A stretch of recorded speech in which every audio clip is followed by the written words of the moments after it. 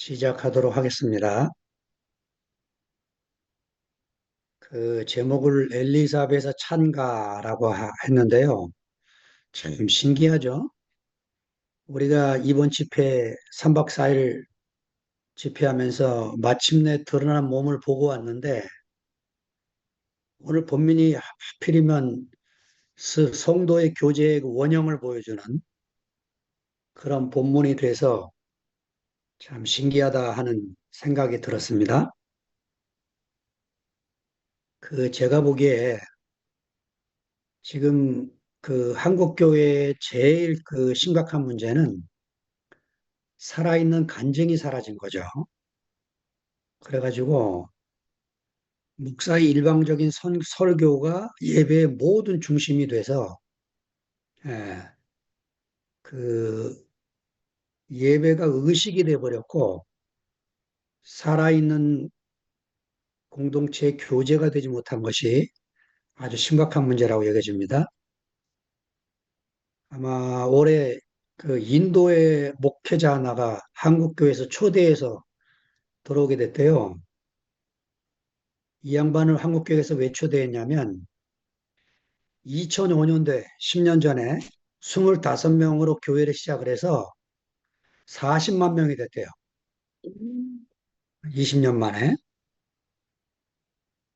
그러니까 이제 이 인도 교회 부흥을 시킨 이 목회자를 또 한국교회에서 부른 거예요. 그 이분이 인터뷰하면서 한국교회 목회자들이 자기한테 다 우리도 70년대 그런 부흥을 경험했는데 지금은 교회가 전부 하락세가 돼서 참으로 걱정된다고 기도를 부탁하더래요. 이 목사님도 기도하겠다 그러면서 그 교회 부흥에 대한 안타까운 얘기를 하는데 사람들이 이제 교회 숫자가 줄어들고 예, 그 교회가 이렇게 그 퇴조되는 이것만 걱정하고 있지 교회가 뭔지 교회의 본질이 뭔지 교회의 생명력을 무엇을 보고 말하는지 이거에 대해서 전혀 눈을 뜨지 못해서 아직도 교회를 조직으로 생각하고 생명체로 생각하지 못하는 것이 한국교회의 제일 큰 문제라고 여겨집니다. 그리스도의 생명이 공급이 돼야 간증이 살아나겠죠. 그리스도의 생명이 공급이 되지 않으면 살아있는 간증이 나오지를 못합니다. 그 성경이 교회는 그리스도의 몸이고 그리스도는 교회의 머리라고 분명히 말씀을 하고 이 유기적인 생명체인 교회를 말하고 있는데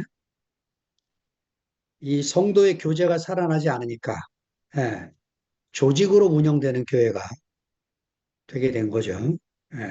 오늘 이 성도의 교제의 원형 이걸 우리가 잘 나누면서 예, 밥 먹고 놀고 이러는 게 그리스도의 교제가 아니고 죽고 다시 난 그리스도의 생명을 나누는 이게 교제라는 것을 우리가 다시 한번 되새겨야 될 시간이라고 여겨집니다.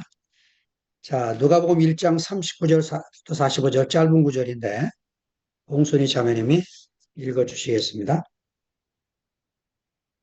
이때에 마리아가 일어나 빨리 산골로 가서 유대 한 동네에 이르러 사가랴의 집에 들어가 엘리사벳에게 문안하니 엘리사벳이 마리아가 문안함을 들으매 아이가 복중에서 뛰누는지라. 엘리사벳이 성령의 충만함을 받아 큰 소리로 불러 이르되 여자 중에 네가 복이 있으며 네 태중의 아이도 복이 있도다. 내 주의 어머니가 내게 나아오니 이 어찌 된 일인가. 보라, 네 문안하는 소리가 내 귀에 들릴 때에 아이가 내 복중에서 기쁨으로 뛰놀았도다. 주께서 하신 말씀이 반드시 이루어지리라고 믿은 그 여자에게 복이 있도다. 아멘. 아멘. 자, 39절에 40절 읽어갑니다. 이때 마리아가 일어나 빨리 산중에 가서 유대한 동네에 이르러 사가랴의 집에 들어가 엘리사벳에게 문안하니 이때에는 어떤 때입니까? 천사가 마리아의 집을 방문해서 아기 예수의 잉태 소식을 전한 그때, 그 전한 뒤에 마리아가 일어나서 빨리, 우리말 순서로 말하면 마리아가 빨리 일어나서 이렇게 될 것 같죠? 근데 이제 마리아가 일어나서 빨리 이렇게 번역을 한 것은 이게 이제 우리가 그리스도를 나누는데 필요한 두 가지 행동을 구체적으로 이렇게 표현하고 있다고 보여져요. 하나는 내 안에 형제가 보고 싶은 마음, 형제와 교통하고 싶은 마음으로 먼저 일어나서 환경을 떨치고 일어나서 빨리 달려가는 게 중요하다는 거죠. 이 마리아 입장에 생각을 해보면 마리아가 천사의 말에 아멘을 했어요. 주의 계집종이오니 주의 말씀대로 내게 이루어지이다 했지만 많이 먹어야 15살 된 소녀가 약혼을 한 소녀가 정혼을 한 소녀가 그 사내 아이도 남자도 모르는데 임신을 한 이 사실을 어떻게 이해하겠어요?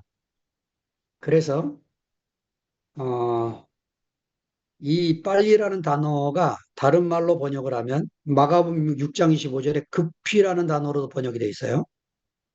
그러니까 급히 예, 마리아가 일어나서 급히 지금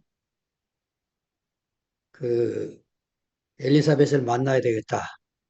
이래 마음을 먹고 이제 달려가는 모습을 그려주고 있는 겁니다. 예, 우리가 일상을 사는데도 급한 일을 많이 만나지만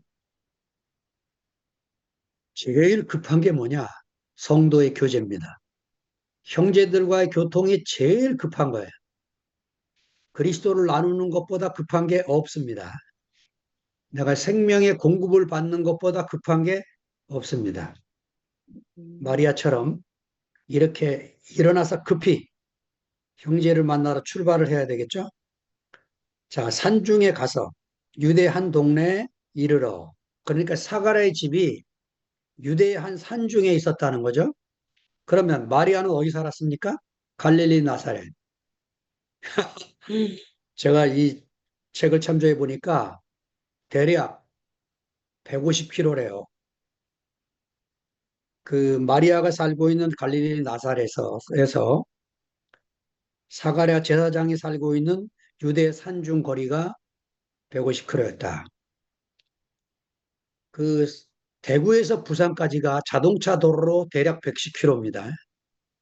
그런데 지금 마리아가 가는 이 거리는 직선 도로가 거의 없어요. 꼬불꼬불해서 가야 되는 어마어마한 거리. 젊은 소녀가 하루에 20km 걷는다면 일주일이 넘게 걸리는 거리.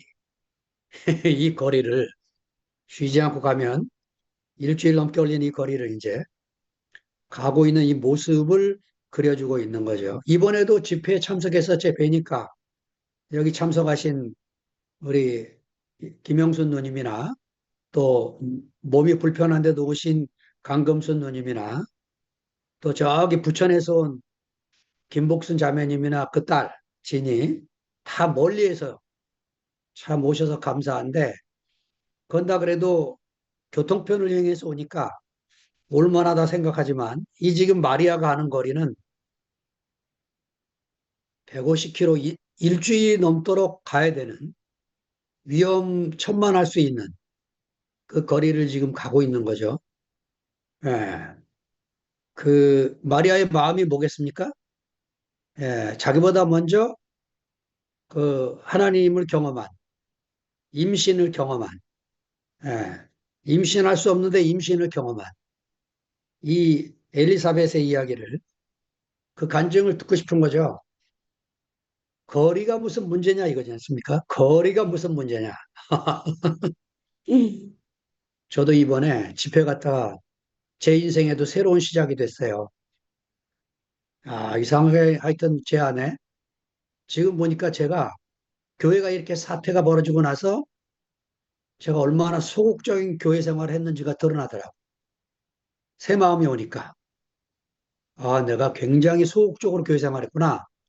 해가지고 제가 오늘 누구한테 전화를 했냐면 정재윤, 장윤정 부부한테 전화를 했습니다. 교회 생활 제가 대국교 온 지 28년 만에 처음으로 전화를 한 부부예요. 왜 전화했냐? 들리는 소식이 이 재정 형제가 마지막 날 일요일 집회에 참석을 했거든요. 그것도 이상해요. 제 바로 앞에 부부가 앉았는데 제가 그 부부가 앉을 때 나를 봤을 텐데 그냥 앉은 거예요. 근데 나도 또 집회 끝난 뒤에 그 앞에 앉아 있는 부부를 이렇게 건드릴 만한데 아는 체 하면서 인사할 만한데 아무 생각 없이 그냥 급히 나가서 뭐 사정상 저기 점심 못 먹고 가게 됐습니다. 인사하고 나오면서도 악수할 만 하잖아요. 그냥 뭐 허겁지겁 나온 거예요. 오늘 아침에 일어나 보니까 아이고야 이제 이렇게 교회 생활하면 안 되겠다 하는 마음이 들어서 제가 일부러 전화를 했어요. 재정 형제의 전화 간증을 정말 듣고 싶었던 게 재정 형제가 늘 자기 인생의 모토로 삼은 게 그 얘기잖아요.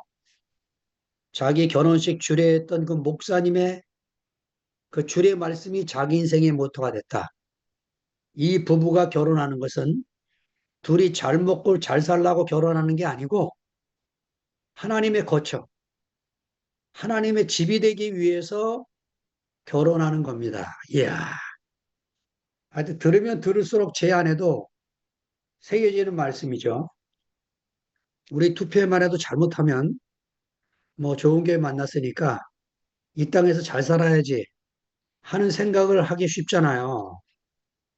우리의 인생의 궁극적인 목적을 잃어버리면 그날그날 목표에 쫓겨다니는 이런 사람이 되고 싶은데 이런 젊은 부부가 우리 2PM에 포함됐는데 제가 그냥 이렇게 지내면 안 되겠죠.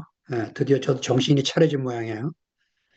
예, 마침내 드러난 몸을 보니까 자 이제 소극적인 교회 생활에서 적극적인 교회 생활로 예, 변화돼서 오늘 좋은 통화를 교제를 나누었습니다. 41절로 넘어갑니다. 엘리사벳이 마리아의 문안함을 들음에 아이가 복중에서 뛰노는지라 엘리사벳이 성령의 충만함을 입어 자 아이가 복중에서 뛰어노는 거예요. 아이가 복중에서 뛰어놀았다. 자 엘리사벳 뱃속에 아이가 왜 뛰어놀았겠습니까? 누가의 편 좀 얼마나 재밌습니까? 엘리사벳이 마리아의 방문 소리를 듣자마자 아이가 뱃속에서 뛰어놀았다는 거예요. 뭘 보여주려고 누가가 이렇게 재밌게 표현합니까? 교통의 축복, 만남의 축복. 이 누가의 멋진 표현을 보세요. 예. 구약 성경에 그 하나님의 성령이 충만해서 그 부활 생명의 충만함을 표현하고 있는 두 사건이 있습니다. 구약에. 신약에 한 번 있고, 예, 신구약 성서에 부활 생명이 오면 저런 표현이구나. 그 하나는 노아가 술에 취해 갖고 벌거벗고 잠을 자는 장면이고 또 하나는 다윗이 하나님의 궤를 옮기다가 너무 기뻐서 여호와 앞에서 뛰어놀고 춤추며 뛰어놀다가 바지자락이 흘러내리는지도 모르고 춤을 춘 그 장면이죠. 예.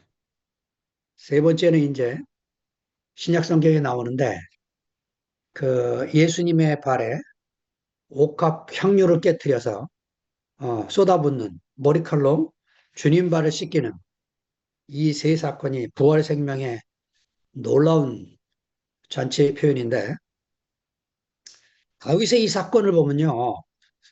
사무엘하사 6장 16절에 미갈이 다윗이 벌거벗을 정도로 춤을 추고 있는 광경을 보고 업신여겼다. 이 표현이 나옵니다.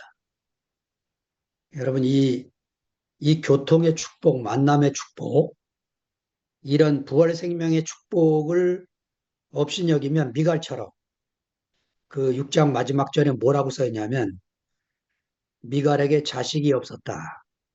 이렇게 끝납니다. 6장이 뭐냐?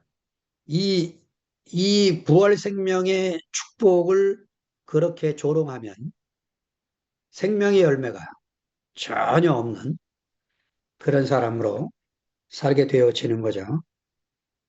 그 산모의 특권이 뭡니까? 자기 몸 안에 신비한 생명의 태동, 이런 걸 느끼는 거잖아요. 이건 여자들만 갖고 있는 특권이죠. 남자들은 몰라요. 그런데 누가는 이렇게 재미있게 자기가 그걸 느낀 것처럼 이런 표현을 하고 있는 것처럼 교회의 최고의 기쁨이 뭐겠습니까? 어린 생명들이 자라가는 거죠. 생명의 변화를 보는 거죠. 야, 이것처럼 우리에게 놀라운 기쁨과 특권이 없습니다.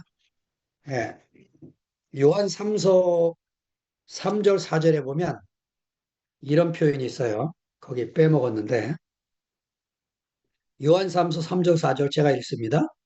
형제들이 와서 누구한테 편지하는 거냐면 장로는 사랑하는 가이오, 나의 참 사랑하는 자에게 편지한다. 그러니까 요한이 자기가 사랑하는 가이오라는 형제한테 편지를 보낸 게 개인적인 편지예요. 이것도 요한 3서가 이렇게 씁니다. 형제들이 와서 네게 있는 진리를 증거하되 가이오가 있는 진리를 증거하는데 네가 진리 안에서 행한다 하니 내가 심히 기뻐하노라. 내가 내 자녀들이 진리 안에서 행한다함을 듣는 것보다 더 큰 즐거움이 없도다. 이렇게 씁니다. 자, 그러니까 여러분 이 성도의 교제, 부활 생명의 잔치, 하늘로부터 내려온 그 생명의 교통, 얼마나 이 놀라운 잔치인지 몰라요. 이 잔치는 끝나면 안 되는 거죠. 예. 그래서 이제 엘리사벳이 성령의 충만함을 입게 됐다는 거죠. 예. 자, 누가가 전하는 세례 요한의 집은 모두가 다 성령 충만한 사람들이에요. 예. 1장 15절에 앞에서 읽었듯이 그 아기 요한에게 대해서 천사가 말할 때 이렇게 말합니다. 모태로부터 성령의 충만함을 입어. 이게 아기 요한에 대한 증거예요. 오늘 본문은 엘리사벳이 성령이 충만했다. 그 다음에 67절에 가면 요한의 부친 사가랴가 나옵니다. 요한의 아버지 사가랴가 성령의 충만함을 입어. 이렇게 표현을 합니다.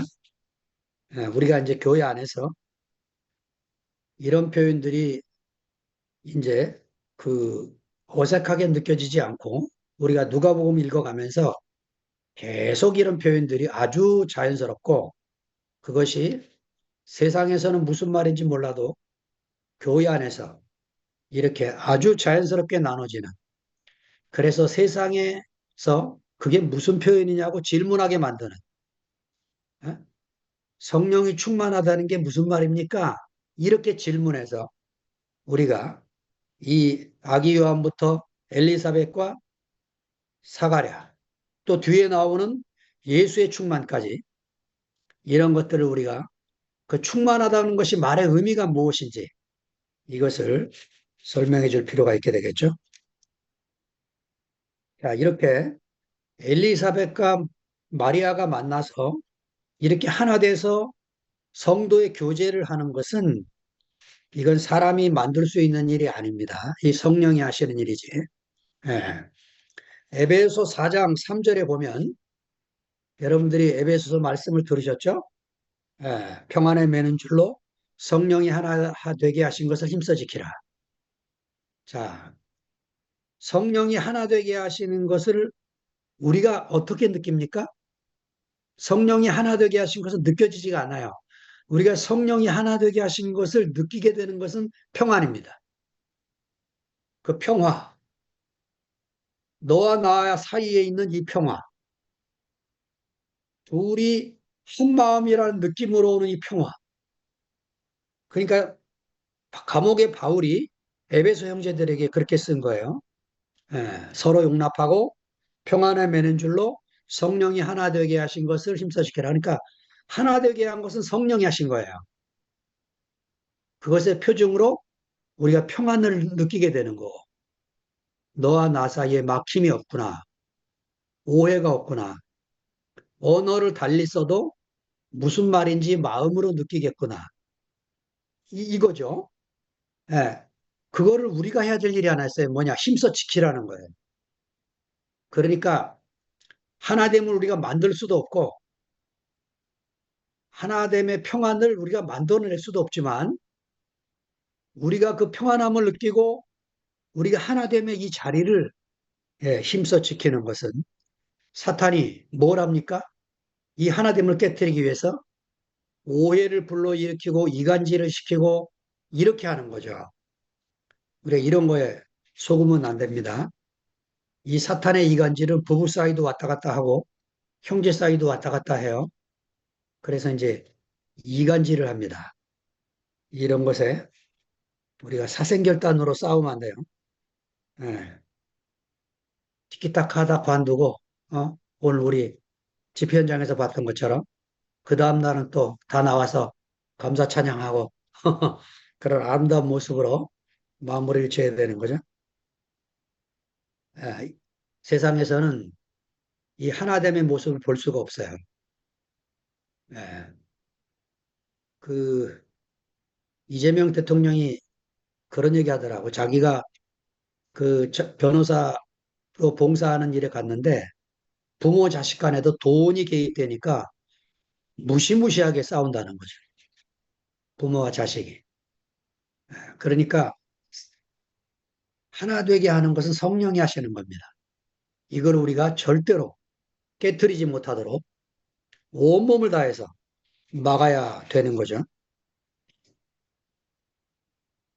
자, 그 42절로부터 45절을요, 제가 이거를 그냥 본문으로 기록하는 것보다 히브리시 형태로 정리를 해야 되겠다 마음 먹어서 제가 무속 형제한테 원고를 주면서 자세히 설명을 못하고 줬는데 무속 형제가 이걸 다 프린트해서 이제 저희 집에 가져온 모양인데 제가 기절해서 잤어요. 얼마나 피곤한지 어제 기절하고 자고 오늘 오후부터 이 이제 말씀을 여러분과 나누려고 준비하다 보니까 마치 제가 무속 형제한테 무슨 부탁을 한 것처럼 이렇게 기록이 되어 있는데 이렇게 번역이 된 성경책이 유대인 신약 성경에 이렇게 되어 있습니다. 그 데이비 스턴이라는 이 유태인이 자기가 그리스도인이 된 다음에 유태인을 위해서 성경을 번역한 게 유대인 신약 성경인데 이분에 의하면 앞에 두 절, 여자 중에 내가 복이 있으며 내 태중의 아이도 복이 있도다. 이게 히브리시의 특징적인 이중적인 축복문이에요. 예를 들면 민수기 6장에 가면 삼중적 축복문이 나옵니다. 예, 마지막 부분에 제가 읽어드릴게요. 지난주에 아마 들으셨을 것 같아요. 여호와는 내게 복을 주시며 주시고 너를 지키시기를 원하며 여호와는 그 얼굴로 내게 비추사 은혜 베푸시기를 원하며 여호와는 그 얼굴을 내게로 향하여 드사 평강 주시기를 원하노라. 이게 복음 찬송에 무슨 노래가 있을 것 같은데 우리 미라자매 혹시 기억하면 간증 짧게 하고 이 찬송 한번 불러주면 좋을 것 같아요.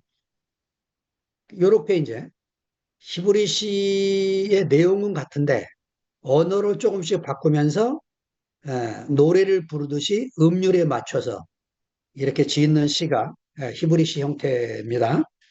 근데 사실은 제가 메시지 성경, 유진 피터슨이 쓴 메시지 성경을 보니까 이 뒤에 있는 나온 것도 다시는 다 시의 형태라는 거죠.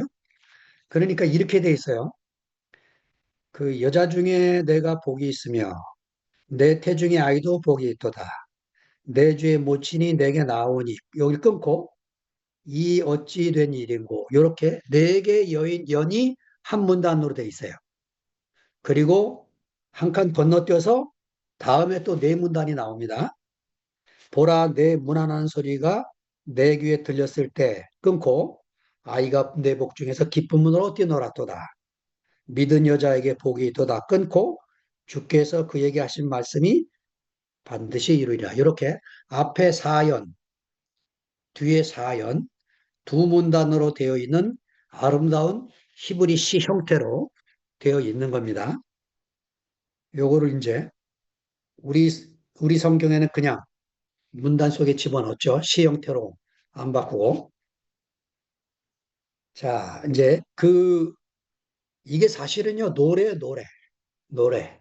예, 엘리사벳이 마리아의 방문을 보자마자 복중에서 아기가 뛰어놀고 참을 수가 없어서 서서 이제 노래를 부르게 되는 거죠.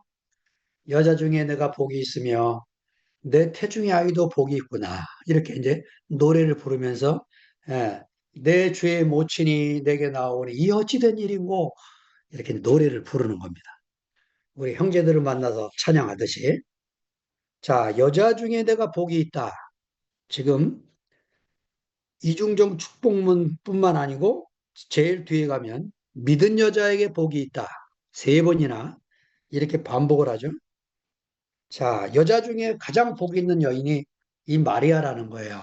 자, 마태복음 1장에 보면 다섯 여인이 나오죠. 마태 족보 안에. 자, 다말, 라합, 룻, 바세바. 사실은 이 네 여인은 마리아 안에 포함되는 여인입니다. 마리아가 꼭 와야 돼요. 이유가 뭐냐? 사실은 이 네 여인들은 육신적인 문제하고 연결되어 있습니다. 그 다말은 자기가 기업을 얻기 위해서 시아버지하고 상관한 거예요. 두 번째, 라합은 자기 가족을 살리기 위해서 자기 민족을 팔아버린 겁니다. 세 번째, 룻은 자기 자기 뭐라 그래야지? 하여튼, 그, 오르바가 고향으로 돌아갈 때 룻은 안 돌아가죠? 못 돌아가죠? 왜냐? 가봐야 별 볼 일 없으면 갈 일이 뭐 있겠습니까?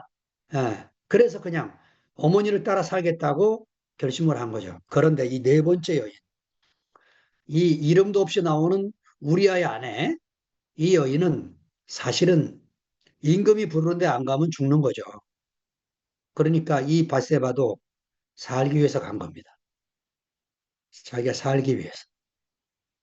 자, 그런데 이 소녀 마리아는 천사의 말에 내가 남자를 알지 못하는데 어떻게 그런 일이 있겠습니까? 할 때 천사가 지극히 높으신 능력이 너를 덮으리니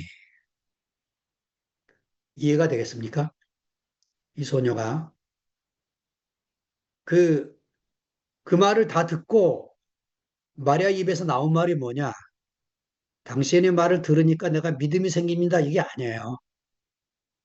당신이 그렇게 말씀하시니까 무슨 말인지 이해가 안 되고 머리로 전혀 헤아릴 수 없지만 주께서 하시는 말씀이니까 하나님의 말씀이니까 내가 무조건 아멘 하겠습니다.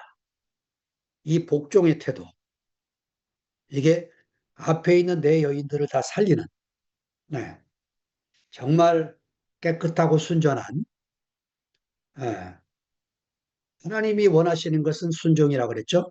사무엘도 예, 그러니까 순종이 제사보다 낫고 듣는 것이 수양의 기름보다 낫습니다. 이 말처럼 이 소녀 마리아는 그 말에 아멘을 한 거죠. 예, 엘리사벳이 이 노래를 하면서 그것이 믿음이라고 칭찬하는 거죠. 지금 믿은 여자에게 복이 있도다. 이렇게 칭찬하고 있습니다. 내 태중의 아이도 복이 있도다. 아, 이 말은 아브라함의 복을 생각나게 합니다. 아브라함의 축복을 이렇게 말했죠. 너는 본토 친척 아비 집을 떠나 내가 내게 지시할 땅으로 가라. 내가 너로 큰 민족을 이루고 예, 내게 복을 주어 내 이름을 창대케 하리니 그 다음에 중요한 말. 너는 복의 근원이 되리라. 예, 아브라함이 복의 근원이 된 것처럼 이 아기 예수 또한 복의 근원 중의 근원, 복 중의 복, 이런 아이가 될 것을 지금 축복하고 있는 거죠. 자, 구약의 아브라함이 했던 복은 사실은 물질적인 복이고, 물질적인 땅이고, 육체적인 나라입니다. 그러나 이 신약의 복, 지금 이 엘리사벳이 축복하는 이 복은 구약의 복이 아니고 신약의 복, 다시 말해서 영적인 복이고 신령한 복이고 그것은 이 땅에서 내 육신이 끝나도 영원히 계속되는 그런 영원한 복이 되는 거죠. 에베소 1장 3절에 그 바울이 에베소에 이렇게 말합니다. 예. 자, 제가 읽겠습니다. 1장 3절. 찬송하리로다 하나님 곧 우리 주 예수 그리스도의 아버지께서 그리스도 안에서 하늘에 속한 모든 신령한 복으로 우리에게 복 주셨다. 여러분과 제가 받은 복은 땅의 복이 아닙니다. 신령한 복입니다. 영적인 복. 그 복의 내용이 뭡니까? 5절에 가니까 나와요. 우리를 예정하사 예수 그리스도로 말미암아 자기의 아들들이 되게 하셨으니 우리가 하나님의 아들, 딸이 된 게 그게 복이라는 거예요. 여러분과 제가 예, 우리가 존재에서부터 하나님을 거역하는 백성으로 태어나서 이방인으로 취급받고 하나님과 원수된 줄도 모르고 살았던 그런 사람이었는데 하나님이 자기가 답답해서 자기가 쌓인 문제를 스스로가 해결하시기 위해 자기 아들을 십자가에 못 박으셔서 그 예수로 말미암아 우리가 예, 구원을 받아서 하나님의 아들들이라고 하는 이런 이름을 듣는 엄청난 복이 되게 하셨다는 거죠. 그리스도 예수로 말미암아 자기 아들들이 되게 하셨다. 얼마나 놀라운 복인지 모르겠어요. 예, 제가 대통령 아들만 돼도 얼마나 목에 힘주고 살겠습니까? 아니, 뭐, 조그만 중소기업 사장만 해도, 사장 아들만 돼도, 미국 유학은 가지 않겠어요? 예, 그런데 하나님의 아들이라뇨. 어떻게 우리가 성경 말씀을 이렇게 나누는데 이렇게 복이 되는 자리에 있게 됐는지요.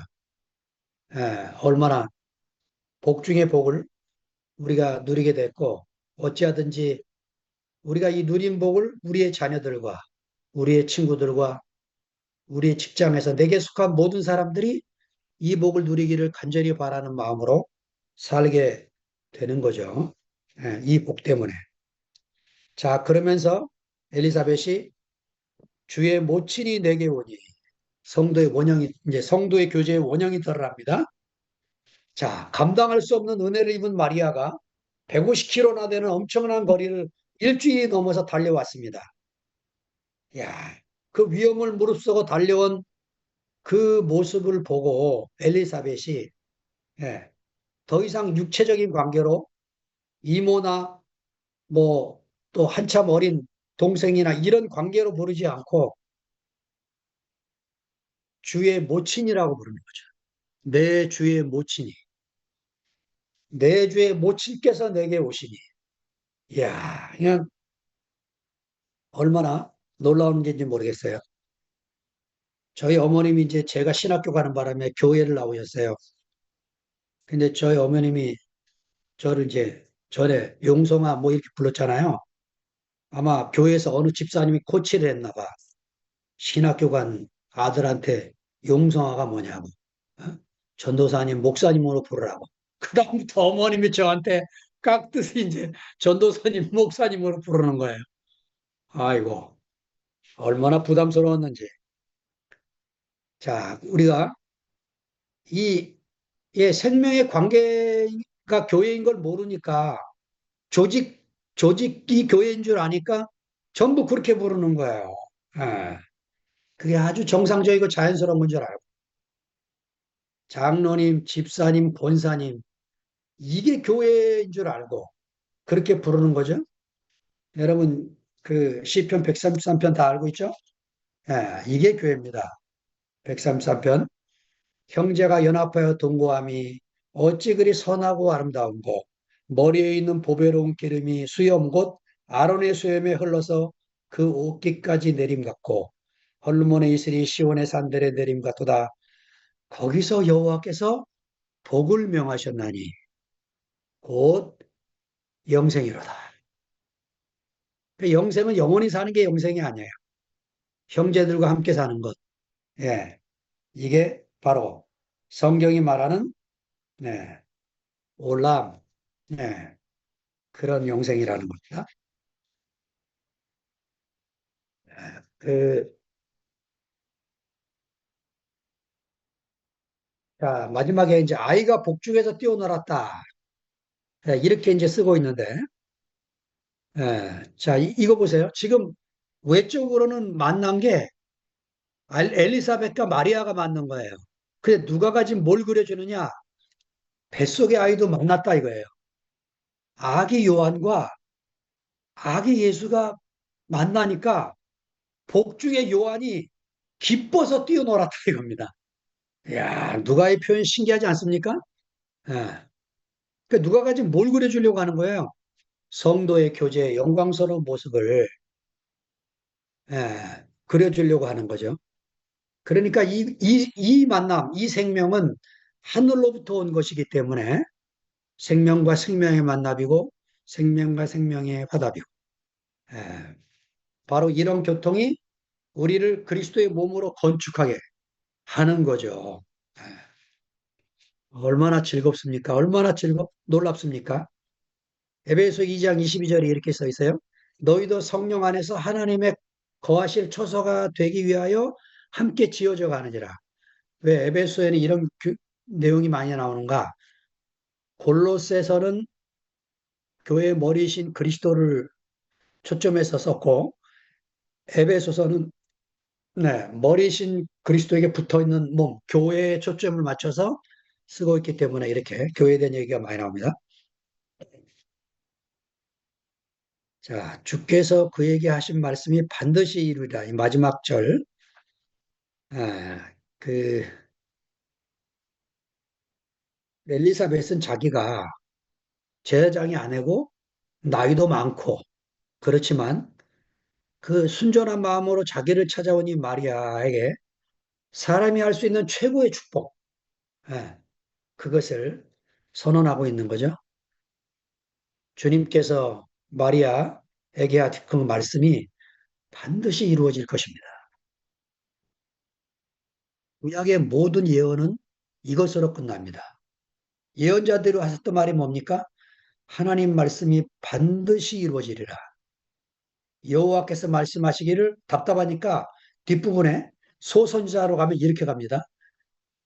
여호와께서 말씀하시기를 내 삶을 두고 맹세하노니 맹세할 자가 없어 하나님이 자기보다 높은 자가 없어서 그래서 하나님이 하나님의 삶을 두고 맹세한대요. 그럼 이 하나님의 삶이 있습니까? 육신이 있어야 무슨 삶이 있겠죠? 하나님의 생명을 두고 맹세하노니. 그러니까 하나님의 생명은 사람의 어떠함 때문에 이어졌다 끝났다, 이어졌다 끝났다.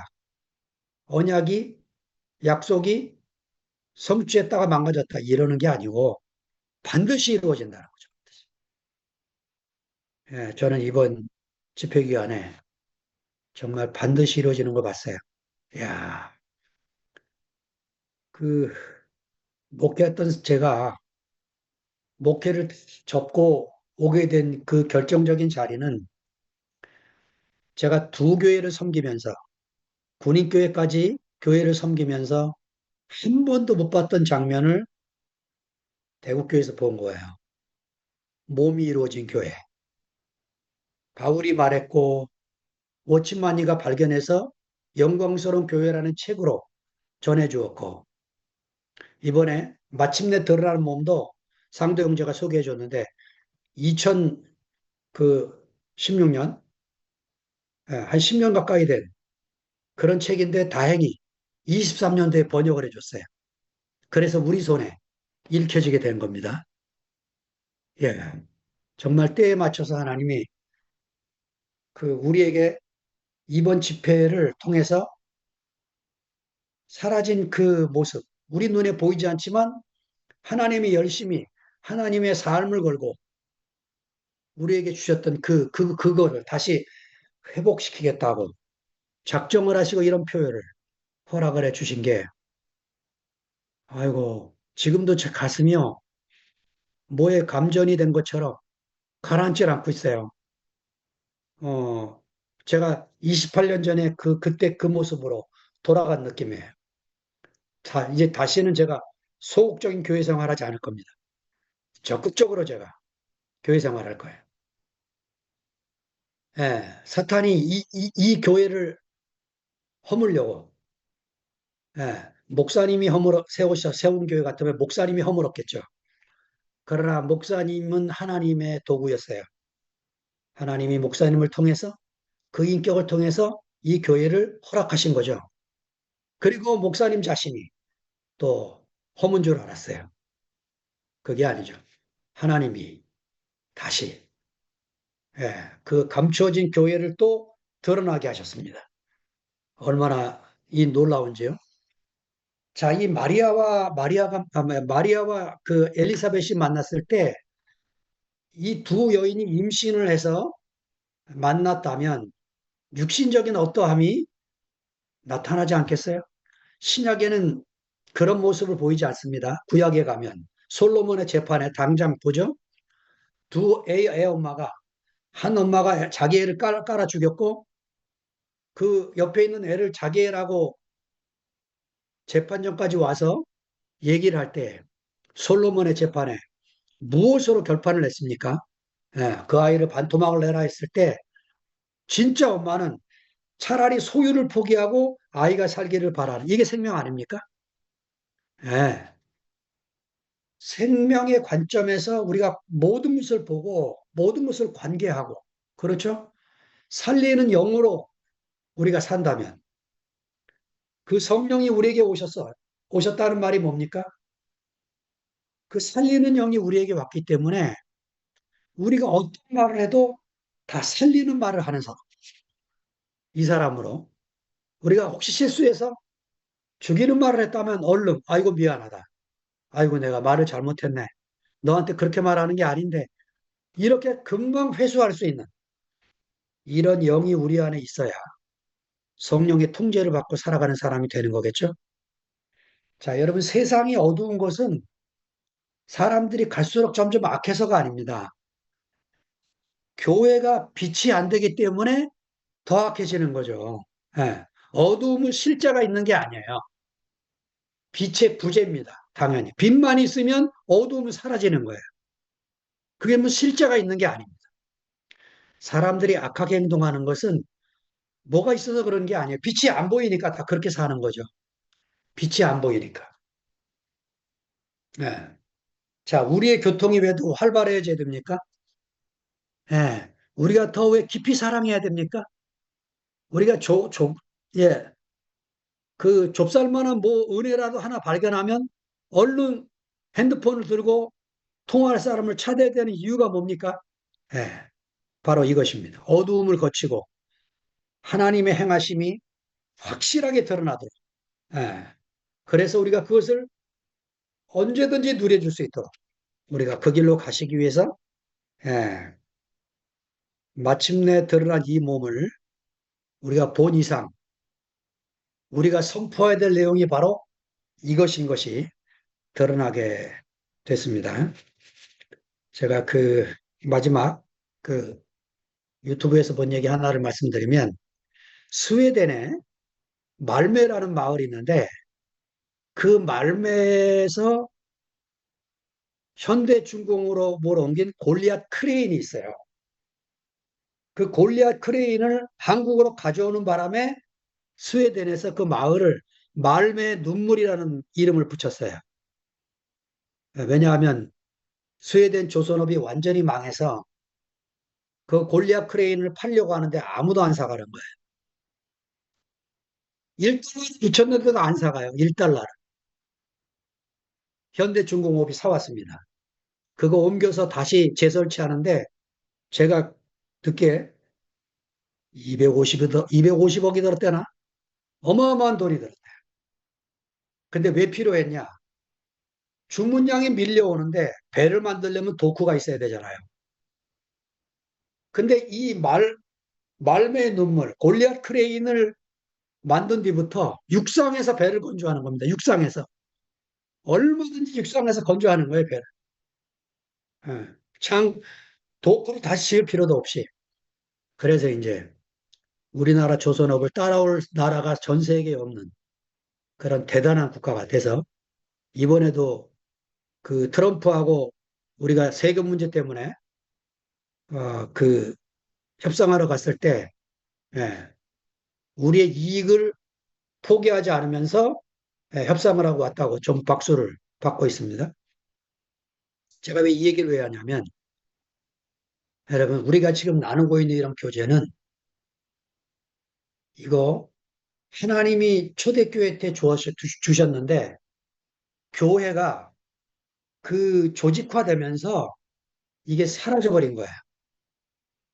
제가 어린 시절에 나갔던 교회에서 제 이렇게 회상을 해보면 형제들의 간증 시간이 있었어요.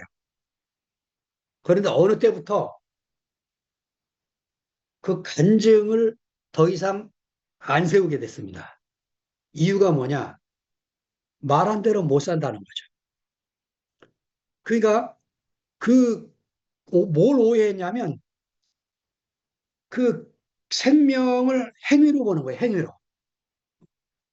무엇이 눈에 보이는 증거로 그렇게 말을 하는 거죠. 여러분, 생명이 행위로 나타나는 것은 어린 세월이 걸리는 거예요. 어린 세월이. 그러니까 우리 안에 생명이 자라서 그것이 표현되는 데까지 시간이 오래 걸려요. 우리 같은 교회 아니면 그걸 살려낼 사람이 없어요. 교회 안에서. 예. 끊임없이 우리가 이런 상황이 되면 현정 얘기를 안 할 수가 없는데, 예, 그 장현정을 살려내는 상근 형제를 보고 놀랐어요. 의사니까 그런 눈이 더 우리보다 깊겠죠. 예, 끊임없이 살려내서 미친 여자 될 뻔했던 사람을 아름답게 예, 교회 앞에 세우잖아요. 우리 교회 아니면 죽죠. 어떻게 살겠어요? 그, 그 아들이 진광이 가면서 아버지 했던 말이 지금도 제 마음속에 살아있어요. 아버지, 제가 죽은 뒤에 이제 아버지는 아브라함을 생각하며 사세요. 그 아들 이삭을 바친, 야, 그 진광이는 예수의 생명을 받아서 가기 전까지 그 연약한 몸으로 우리에게 줄 선물을 다 주고 갔어요. 이게 영생 아니겠습니까? 예, 우리가 받은 이 생명은 둘이 하나 되는 생명입니다. 예, 둘이 하나 되는 게 교회예요. 저는 이 교회를 만나고, 아, 교회가 이거구나. 사람이 모이는 게 교회가 아니구나. 숫자 노름할 일이 아니구나. 완전히 제가 깨져버렸어요. 우리 하나 되지 않으면 생명은 건축이 안 돼요. 아무리 뭐 대단한 사람이 와도 건축이 안 돼요. 예수 그리스도의 십자가의 죽음과 부활만이 건축합니다. 예. 그래서 교인들이 저보고 막 뜯어 말리고 어떤 형제는 저를 그 외대에서 만난 뛰어난 머리 좋은 형제인데 저에게 이렇게 따지는 거예요. 목사님, 제 신앙에 무슨 문제가 있습니까? 이렇게 묻더라고요. 아니, 근데 문제 있어. 내가 그 교회를 가려고 하는 게 아니다. 근데 왜 대우교회를 가시려고 하십니까? 저는 목사님의 그 옛날 말씀이 너무 좋았습니다. 그렇게 원하시면 대구교회 가서 배워서 오늘 가르쳐 주십시오. 제가 또 배워서 그렇게 살겠습니다. 근데 제가요, 생명의 감각이 있어갖고, 이건 배울 수 있는 문제가 아니다. 내가 몸으로 되지 않으면, 이게 가르쳐서 될 문제가 아닌 걸 제가 알았어요. 그래서 제가 최후로 선언을 한 거죠. 저를 따라올 수 없으시면 원하는 교회 가시라고 괜찮다고. 나는 이 안에서 살려고 하니까, 뭐 원하신 대로 가십시오. 제가 그때 모든 걸 내려놨어요. 그리고, 예, 지난주 여러분과 함께 이 교회가 다시 회복이 돼서 우리 앞에 나타나는 아름다운 모습을 봤습니다. 네. 이 생명의 탄생, 하나님의 우리를 향한 그 긍휼을 베푸심. 저보고 다시 시작하라고, 다시 새롭게, 다시 출발하라고. 예, 다시 제가 28년 전에 출발선상에 섰습니다. 제가 정말 그 얼마나 제가 열심히 적극적으로 살았는지 몰라요, 그때. 내일 끼니가 없어서 오늘 일하러 갑니다. 제가 사장한테 그랬어요. 저는 하루 벌어서 하루 먹고 사는 거니까 월급을 밀리시면 안 됩니다. 그리고 갔는데 월급을 밀리는 거예요. 보통 사장들이요. 1년치 깔고 그 다음부터 주는 거예요. 그래서 제가 그랬어요. 제가 오늘 안 주시면 내일 못 나옵니다.